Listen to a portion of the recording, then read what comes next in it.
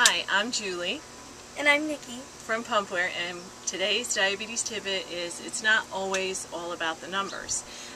We just recently had a doctor's appointment, and I don't know if you're like we are, but we always feel like that's kind of like how we get graded.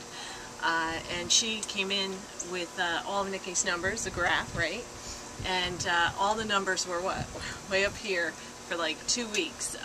The graph just, we were kind of both looking at each other like, you got to be kidding me. Look at the way these numbers are. And, obviously, as a parent, you're upset because the numbers aren't where you want them to be. And I was thinking myself, all right, how could these numbers be like this? Well, the doctor came in and she sat down and she went over the last 2 weeks where these numbers had spiked.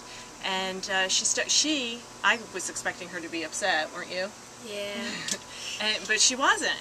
And so Nikki and I were kind of like looking at each other like, what's going on? Well, she was actually happy to see that, first of all, Nikki had been testing on her own for every day between 8 and 9 times a day, which was a major improvement for us because we were really working on getting Nikki to be responsible and test all the time. And she had been doing that. She had tested 8 or 9 times a day. She was bolusing at lunchtime, bolusing to correct the highs that were coming through.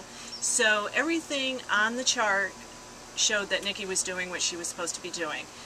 But the numbers were high. So we ended up having to change all of her basal rates across the board. And now we're back in line. So it's not always all about the numbers. Sometimes you can have high numbers, and that's what leads us to correct them and be able to find out what the answer is. And Nikki did a great job, so good job, Nick. We're Julie and Nikki from Pumpware.